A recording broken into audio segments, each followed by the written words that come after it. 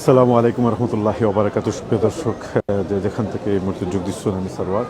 আসলে আজকে অত্যন্ত হৃদয় বিদারক একটা দিন। আমি আজকে এখানে যে তিনটা জানাজা পড়ানো হয়েছে, তার মধ্যে একজনই লেগে আমার খুবই ঘনিষ্ঠ এবং খলিগ। আমরা দীর্ঘ সময় একলগে কাজ করছি। এই তিনজনের মাঝে একজনের মৃত্যুটা এমনভাবে হয়েছে আর কি, যে আমার কলিগ, আমি গেছিলাম তার বাসাত। তাই আসলে দীর্ঘদিন থেকে কিডনি বেমারে অসুস্থ আসলাম। এই অসুস্থ থাকা অবস্থায় তার কিডনি ট্রান্সপ্লান্ট হয়েছে 2013 সালও। তার পরবর্তীতে এই কিডনিটা 15 থেকে 20 বছর বা 14 থেকে 15 বছর এই ধরনের একটা মেয়াদর ভিতরে এটা কাজ করার কথা, কিন্তু দেখা গেছে সম্প্রতি এই মেয়াদ এটা কাজ করছে না। কাজ না করার কারণে তাই আরও নানান ধরনের জটিল সমস্যার সম্মুখীন হয়েছেন। যেদিন তাই মারা যায়, আমি শুধুমাত্র এই ঘটনার ও কারণে হইলাম আগে, যাতে আমরা বুঝতাম পারি যে দুনিয়াত আসলে আমরা কিতার লাগে বাহাদুরি করি, কিতার লাগে এত নিশ্চিত থাকি যে আমরা আগামীকালকে বা কিছুক্ষণ পরেও জীবিত থাকবো। তাই কিন্তু বিকাল 4টার দিকে এই রমজান মাস প্রতিদিনই 4টা থেকে 6টা পর্যন্ত তাই একটু ঘুমাইন। আর এই দিনও তাই একটু রেস্টও গেছেন গিয়া চেয়ারের মাঝে বইয়া অবস্থায়। এমত অবস্থায় তার ওয়াইফ ইফতার রেডি করা লাগে, কিচেনও আসলা। তো 6টার সময় তানোর যখন কেয়ারার আইছে, তখন কেয়ারার আইয়া তাহলে যখন সাধারণত তাহলে নামাজ টামাজ পড়ায় বা একটু সাফ সুতর করায় বা আটাউটি করানির হয়। এখন কেয়ারায় গিয়া দেখা যায় তাই তো আসলে মারা গেছুন। তখন তানোর ওয়াইফে দেখা হয়েছে, দেখার পরে কোয়া হয়েছে যে তাই তো মারা গেছুন। তো একজন বেটি মানুষ গড়ো, আর কোনো পুরুষ নাই, ছোটো একটা বাচ্চা আছে, অনেকটাই হত বিহব্বল হয়ে গেছুন কি। যাই হোক, পরবর্তীতে আমরাও খবর পাইছি, পাইয়া গেছি। তো এই হলো গিয়ে অবস্থা কি, যে আমরা আসলে কখন যে আমরা মৃত্যু কোন সময় কিভাবে আইব, এটা আল্লাহ ছাড়া কেউ জানে না। তো আমরা আসলে সতর্ক দেখা এই রমজান মাসে তাইনসহ বাকি যে দুইজন মৃত্যুবরণ করছেন, আমরা তারা লাগে জান্নাতুল ফেরদৌস কামনা করি। একটা জিনিস আমি শেয়ার করি, সেটা হইল কি, যে আজকে এখানে যেহেতু আমি যাইমু এখন আসলে লাশর লগে আমিন ভাইয়ের কাছে দিয়েও আমি রওনা দিলাম, যে কারণে আমি একটা কথা শেয়ার করে যাই, যে অত্যন্ত দুঃখজনক হইল কি, এই রমজান মাস হলে ইবাদত বন্দেগীর মাস। এই মাসই কিন্তু আমরা সবচেয়ে বেশি আল্লাহ নৈকট্য লাভ করা, প্লাস বান্দার যে হক আছে যেটা আছে, সেই হকটা ও হইল কি আমার ফ্রেন্ডের যে লাশ বা গাড়ি যেটা দিয়ে রাখি। আমি আসতেছি যা গেও হোক, এই গাড়িটার মাধ্যমে কিন্তু আজকে এই লাশটা নিয়ে যাওয়া ওর গত সপ্তাহে এই দিনও। জি, ও যে গাড়ি লগে যার তান তো আল্লাহ অনেক ধন সম্পদ দিছে, অনেক কিছু লগে যান নি আর না, কোনো কিছু তানোর লগে যান না। শুধুমাত্র তাই, এমনকি তানোর স্ত্রী এবং যে পুত্র সন্তান আছে 10-11 বছর, তাইনও পর্যন্ত আরেকটা গাড়ি, আরেকটা, এটা মেনোপার্ক, এটা আরেকটা গাড়িয়ে যাইব গি। তো এই লিগে আমাদের জীবন। আমি যখন এই মুহূর্তে এখানে আলোচনা করে আমি আছি, আমিন ভাই আসুন, আমরা যদি এখন মারা যাই, কালকে আমরা কিন্তু লাশ হয়ে যাব। আমার ওয়াইফ বা আমার স্ত্রী সন্তান নাও থাকতে পারে আমার গাড়ির মাঝে, একবারে একলা যাইতে হইব, মুখ রিক্ত হস্তে, যে হস্তে আমরা আইছি দুনিয়ার, একবারে উলঙ্গ অবস্থায় এবং কাপড় চোপড় বিবস্ত্র অবস্থায় এবং রিক্ত হস্তে আইছি, ওভাবেই কিন্তু আমরা যাইতে হইব। তো যে কথাটা খোয়াত ইসলাম ভাই যাইব গিয়ে, আজকে রমজান মাস আমিও যাইতাম লাশ দাফনও। সেটা হইল কি, যে আজকে আমার তো খারাপ লাগছে একটা জিনিস, আমি এই মসজিদে নামাজ পড়ছি আলহামদুলিল্লাহ। এই মসজিদে প্রায় কয়েক হাজার মানুষ, 5 থেকে 7,000 মানুষ আজকে 10-এর উপরে হইবা, কারণ পুরা প্রত্যেকটা ফ্ল্যাটও আছে। আমরা জি জি, দুঃখজনক বিষয় হইল কি, যে আমরা ঠিকই নামাজ পড়ি, এই যে নামাজটা হইল কি আল্লাহর হক এবং আমাদের ইবাদতের একটা আল্লাহর কাছে পৌঁছার একটা জরিয়া কি, কিন্তু একই সাথে জানাজাটা হইল কি বান্দার একটা হক। রাসূল সাল্লাল্লাহু আলাইহি ওয়াসাল্লাম কইছেন যে একজন বান্দার উপরে আরেকজন বান্দার 5টা হক থাকে। এর মধ্যে একটা হইল কি, যদি কোনো বান্দা মারা যায় তাহলে তার জানাজাত মানে অ্যাটেন্ড করা, আর যদি জানাজা আপনার চোখের সামনে হয় তাইলে তো আপনি মিস করা উচিত নয়। কিন্তু আমাদের মানুষের যে তাড়া দেখলাম আজকে আর কি, যে নামাজ যখন ফরজ নামাজটা শেষ হয়েছে, সাথেই মানুষজন মানে সিঁড়ি বাইয়া নামাজ শুরু হয়েছে।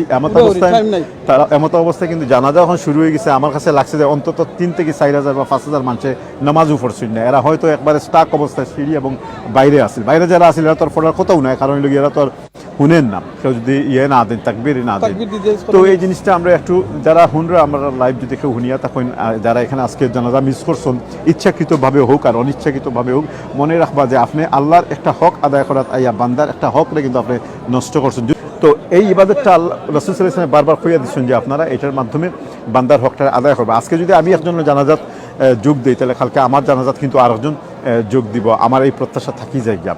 তো এই জিনিসটা খারাপ লাগছে। 2 নম্বর জিনিসটা হয়ে শেষ করবো, সেটা হল আমি এটাও মনে করি, আমিন ভাই, ইসলামের মসজিদ তো বিশাল বড় একটা মসজিদ, এখানকার যারা কর্তৃপক্ষ আসন তারা কি এটা একটু পরিবর্তন করলে হয় না, যে অন্য দিক দিয়ে যে আমরা চিন্তা ভাবনা করি যে নামাজের সাথে যে জানাটা শেষ করিলে নাকি, তারা যে 3-4-5 মিনিটের বক্তব্য এখানে দিছ নাকি, এতে করে মানুষজন অনেকটাই মানে ইয়ে হয়ে গেছে গিয়া মানে তালার মাঝে পড়ে গেছে, মানুষজন বাড়ি যাওয়ার লাগে খুব ব্যস্ত হয়ে গেছে গিয়া। এটার আনসার যদি আমি দেওয়া লাগে না নি জি, ভাই, আপনি যখন জি। কইছেন আমি আছি দেওয়া লাগে এই সময় অ্যানাউন্সটা নাইলে পরে থাকতা না নিজে দেখরা তো তো এটা দোয়াত গিয়া রাখো, এটা দোয়াত গিয়া তো ফার্স্ট 3000 মাসে জনজা পড়ছে, এটা জবাব নম্বর দিতে আরো জিনিসটা হলো গিয়া এই যে যারা চেষ্টা করবে এই যে জানাজা নাই জানাজা যারা খার জানাজা ওর ইউ অ্যানাউন্সমেন্ট করা লাগে বুঝছেন, ও কারণে গিয়া লাগে যত শর্ট করতে পারেন করুন, অনেক রিকোয়েস্ট করেন, অনেক দুয়ার লাগি রিকোয়েস্ট করেন, অনেক দুয়াটার লাগি হয় না কারণ টাইমও লাগিয়া। জাযাকাল্লাহ খান। আপনার কাছে আমার একটা কোয়েশ্চন হলো গিয়া আপনাদের ফ্রেন্ড বয়স কত আছে? আমার বয়স 43-44 সুবহানাল্লাহ। আর লগে আসলে আর লগে 9 মাসের একটা বাচ্চা, বাচ্চা। 9 মাসের বাচ্চা। এই অনুভূতি আপনার তো নিজের বাচ্চা তিনটা আছে, তিনটা। সুবহানাল্লাহ। এই যে তার মা বাবার কিলাখান একটা ফিলিং লাগতে পারে, আর আমরা এখান থেকে কিতা লার্ন করতাম পারি 9 মাসের বাচ্চা যদি মারা যাইতে পারে, আপনি আমি তো মারা যাইমু গ্যারান্টি এটা। এই 9 মাসের বাচ্চা তো নির্দ্বিধায় জান্নাত, একেবারে কোনো অবশ্যই। কোয়েশ্চন নাই। আমরা এগুলো থেকে কিতা লার্ন করতাম, আমরা এখন দুনিয়ার যারা আছি একটা মেসেজ দিবা। ওকে, এটা থেকে আমরা যে শিক্ষণীয় বিষয় যেটা হইল, প্রথম বিষয় হইল মৃত্যু অনিবার্য, যেটা আপনি কইলেছেন। জি।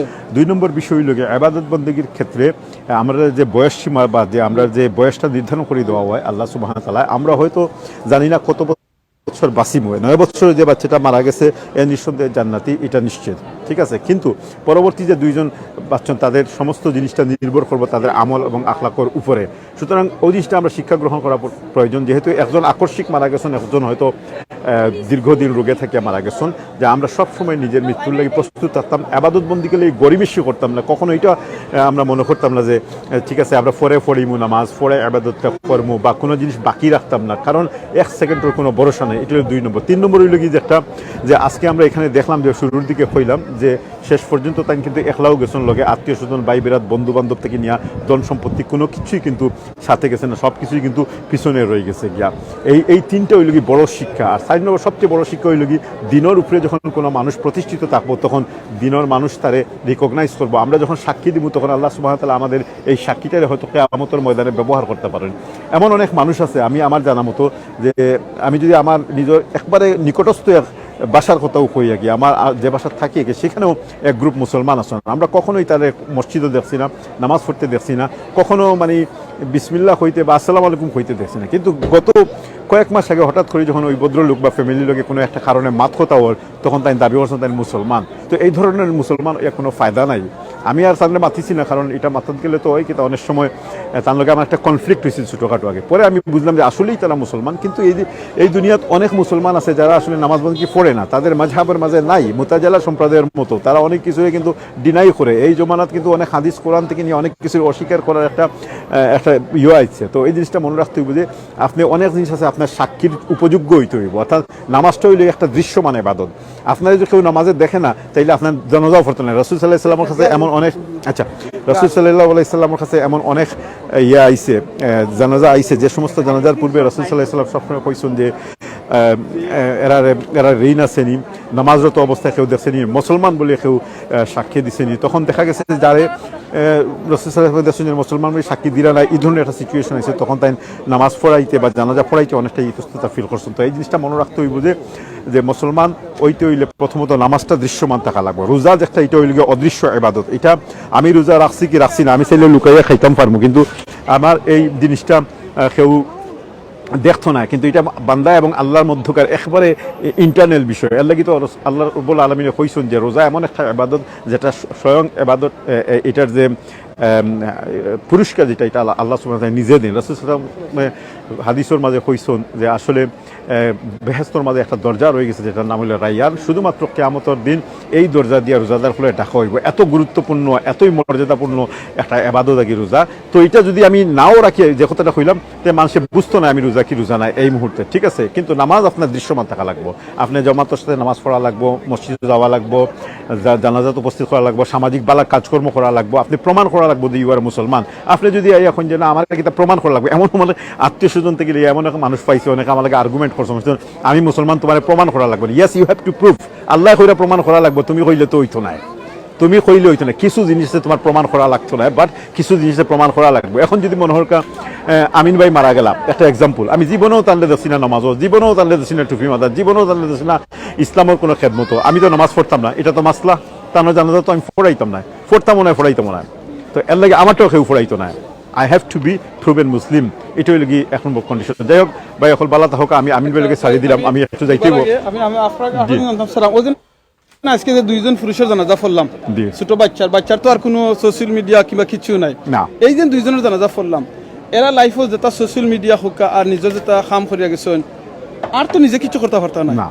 এবং যে সোশ্যাল মিডিয়া এমন যদি কিছু করিয়া দিয়া যান যেটা তার ফ্যামিলিতে কেউ তো আর ডিলিটও করতে পারতাম, যে এমন কিছু রঙ্গ করিয়া যায় যা করছেন তো তা নাম আলুরে যাইব। ওকে, ভেরি গুড। আমরা যারা এখন আছে, আমরা অনেক সোশ্যাল মিডিয়ার মাঝে আমরা অনেক কাম করি, অনেক জিনিস শেয়ার করি, অনেক জিনিস কমেন্ট করি, আমরা একটা মেসেজ দিবা না আমরা কিতা করতাম পারি এই ব্যাপারে? Of course, very good question. Actually গতকালকে আমি একটা আমার পার্সোনাল ফেসবুকে একটা মানে মাসলা সংক্রান্ত কিছুটা মাসলা কিছুটা কি অন্য ধরনের তো দেওয়ার পরে আমি লেখার আগে শুরুতেই আমি লেখছি যে আমি হয়তো রং হইতাম পারি, আমি হয়তো ভুল হইতাম পারি, হ্যাঁ আমি যদি ভুল হই তাহলে আমি আবার নিজের শুধরাই দিব। তো এই ক্ষেত্রে ওখানে হইলাম যে দেখো ভাই হল আমি নিজে ফেসবুকে একটা স্ট্যাটাস লিখতে আমার অনেক চিন্তা ভাবনা করা লাগে। যদি আমার এটা ভুল হয়, এই লেখাটা লেখার পরে যদি কোনো ফেতনার সৃষ্টি হয়, এই লেখাটা লেখার পরে যদি মারা যায়, তাহলে তো এই লেখাটা কেউ মুছতে পারতো না, আমি এর লাগে জিম্মাদার দায়ী হই জিম্মিয়া। তো এর লাগে এটা অত্যন্ত গুরুত্বপূর্ণ যে আল্লাহ সুবহানাহু ওয়া তাআলা কইরা কোরআনে কারিমে সূরা ইনফিতারের মাঝে যে পরিষ্কারভাবে কইরা যে আমি তোমাদেরকে রক্ষণাবেক্ষণে তোমাদেরকে পরীক্ষা করা লাগে এবং তোমাদের সমস্ত কার্যাবলীরে অবজার্ভ করা লাগে দুই ফেরেশতা রাখছি এই দুই খান্দর মাঝে, কেরামান কাতিবিন অর্থাৎ সম্মানিত ফেরেশতা বৃন্দ। তো এটা হইল কি আল্লাহর কথা। কিন্তু বর্তমান যুগে ফেরেশতা তো আইয়া আমার খান্দর মাঝে বই দিচ্ছেন না, আপনারা কেউ দেখলানি বইছেন না, তাইলে ফেরেশতার মানে কিতাব ফেরেশতার মানি হইল কি তাদের যে দিক নির্দেশনা দেওয়া হয়েছে আমরা অবজারভেশন করা লাগে, আমরা আমাদের হাত অন্যত্র আল্লাহ তো কইছেন যে এবং হাদিসের মাঝে আইছে যে কিয়ামতের দিন আমাদের হাত পা মুখ চক্ষু নাসিকা সব কিছু কিন্তু সাক্ষী দিব। তো এইটা যদি সত্য হইয়া থাকে তাইলে কিয়ামতের দিন ফেসবুক কি সাক্ষী দেবে না? কিয়ামত বাদ দিল ও যে মারা যাইবা আপনি লেখবা, আপনি যে নেতা নেত্রী হলের ফটো দিয়া ছবি দিরা, আপনি যে ঈদ মুবারক দিরা আর রমজান মুবারক খইরা আপনি দেখাইবার লাগে, আপনি এটা কই পাইছো, এগুলো হইলো প্রশ্ন। তো এই জিনিসগুলো মনে রাখবা যে যত কিছু বালা এগুলো ঠিক আছে, আর যত কিছু মন্দ হ্যাঁ এগুলো কিন্তু আপনি তো পরিত্যাগ করা প্রয়োজন। আপনি অন্যর গিবত কররা, এরপরে আপনি খাইয়া ইয়া বুঝরাও না যে এগুলো আপনার রিয়াও যাব গিয়া সমস্ত ইফতারের ফটো দিয়া কইরা আলহামদুলিল্লাহ আমি আজকে ও জিনিস দিয়ে ইফতার করছি, আপনার আলহামদুলিল্লাহ কিয়ামতের দিন আল্লাহ তাআলা কইছেন নানি ফাওয়াইলুল লিল মুসাল্লিন আল্লাযিনা, একটা আয়াত আছে এমন অনেক নামাজি আছে যাদের নামাজগুলো কিয়ামতের দিন আল্লাহ ইটা মারি একবারে মুখের উপরে ছাড়বা। এক্স্যাক্টলি ওভাবে আপনার কৃতজ্ঞতা বোধ, আপনার আলহামদুলিল্লাহ সুবহানাল্লাহ অনেক কিছু কিন্তু কিয়ামতের দিন আল্লাহ ইটা মারি আপনার মুখের উপরে দিবা, কারণ আপনি এটা নিয়ত থেকে কইছেন না, খালিস নিয়তে কইছেন না, আপনি মানুষের দেখাইবার লাগে কইছেন। এই জিনিসগুলা মনে রাখবা, তাই এগুলা পরিত্যাগ করা খুবই প্রয়োজন। আমরা যে সমস্ত কাজে রিয়াকারি হয়, যে সমস্ত কাজে গিবত হয়, যে সমস্ত কাজে ইবাদত বন্দেগী তো দূরের কথা, এগুলো আমাদের ব্যক্তিগত অনেক প্রদর্শনীর মধ্যে অন্তর্ভুক্ত হয়ে যায়। এই সমস্ত জিনিসটি আপনারা থাকবা। আর যেটা আমিন ভাইয়া কইছেন এটা আমি কই লিখছি যে ফেসবুকটা খুবই মারাত্মক।